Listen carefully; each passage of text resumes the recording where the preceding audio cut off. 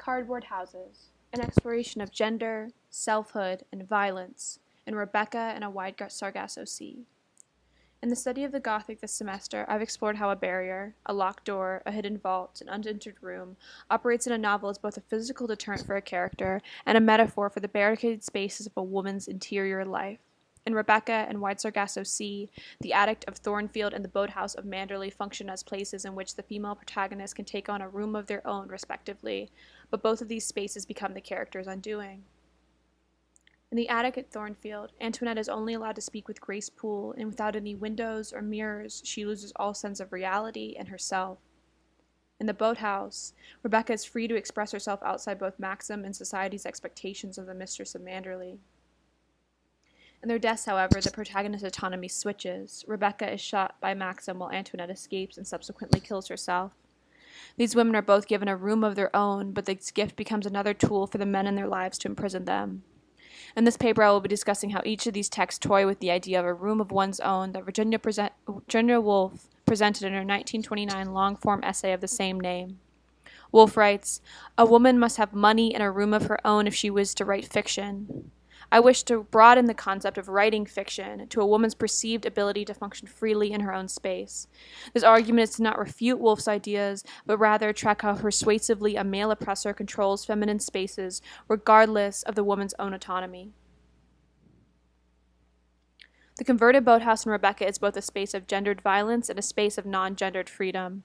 In her physical conversion of the boathouse to the cottage, Rebecca was allowed to reclaim a room of her own outside both Maxim's explicit control and the stifling expectations of a mistress of Manderley. In the converted boathouse, the assumptions of Rebecca's gender seem to slip away. Although the reader is never able to hear Rebecca in her own narrative voice, Maxim's descriptions reveal Rebecca's perceived freedom in the cottage and her tendency to escape there when her obligations at Manderley become too much. When Mrs. De Winter first entered the boathouse, she described it as having a queer, musty smell. When Maxim recalls the night at the boathouse when he killed Rebecca, he describes her as ill, queer, and remarks, "She looked like a boy in her sailing kit, a boy with the face of a Botticelli angel." Here, the boathouse codes explicitly outside of heteronormative constraints. Although the word queer was not as closely tied with homosexuality or alternate gender identity in 1938 as it is today, it still works to mark the boathouse as distinctly othered, regardless of implications of sex or gender. For Rebecca, the boathouse was a respite from the rest of the world, but for Maxim, however, the boathouse was a reminder of Rebecca's independence, the possibility of her life without his, one that did not fall neatly into his perfect trifecta of breeding, brains, and beauty.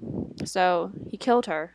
The room of her own quickly soured into a place of haunting and harm, somewhere that no matter how hard she tried to escape it, she was at the mercy of the men in her life, particularly those with a gun. In Wide Sargasso Sea, Antoinette's relationship with freedom and gendered space is almost entirely inverse. When Antoinette revives at Thornfield, the point of view returns to her perspective, and the prose is haunting, almost dreamlike. Antoinette begins to have visions of her mother as a ghostly figure who is no longer there. Looking at the tapestry one day, I recognized my mother dressed in an evening gown but with bare feet. She looked away from me, over my head as she used to do. Since there is no mirror in her attic prison, Antoinette forgets herself. At night, when Grace Poole sleeps, Antoinette sneaks out of the locked room and remarks, "I think that we've changed course and lost our way to England. This cardboard house where I walk at night is not England." In her breaking out and returning to the attic, Antoinette loses any sense of time and self completely, therefore thwarting any agency she could possibly have.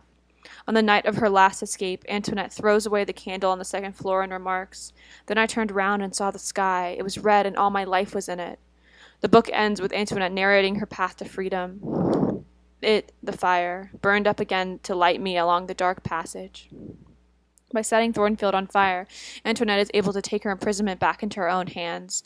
Unlike Rebecca, her freedom lies outside the locked door, meant to keep her in rather than keep others out. Antoinette and Rebecca's paths toward autonomous spaces are directly inverse. In the care of Rochester, Antoinette is trapped in the attic, and though it could function as a room of her own, it is only through her own suicide that Antoinette escapes. On the other hand, Rebecca finds a sense of freedom in the converted boathouse, until her husband kills her for it. What I found particularly interesting, and became my inspiration for the images I chose to accompany this essay, was the relationship Rebecca and Antoinette's agency and their ability to physically view or describe their own bodies. Since Rebecca is told in the form of a flashback, with the narrator only getting snippets of Rebecca's life through Maxim or Mrs. Danvers, Rebecca is unable to assert herself.